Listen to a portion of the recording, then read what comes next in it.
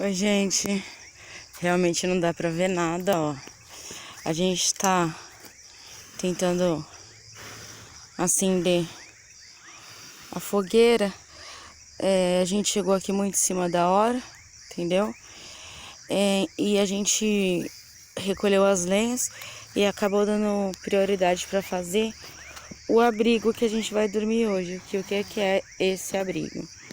Ele é uma lona de 4x4, tá amarrada numa árvore aqui e na outra árvore lá em cima. Aqui estão penduradas algumas coisinhas e aqui uma das redes, entendeu? E essa vai ser a nossa proteção contra a chuva. Não sei ainda se a gente vai dar uma largada nela assim. Vamos ver, porque a gente veio muito em cima do tempo mesmo, entendeu? Mas é isso. Pra lá é promissão. E vamos ver. Aqui não dá pra ver a luzinha lá longe. Tá por aqui assim, ó.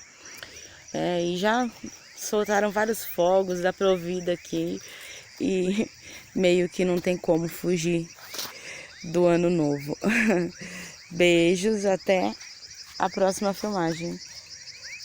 Ó o bonitão aqui, ó.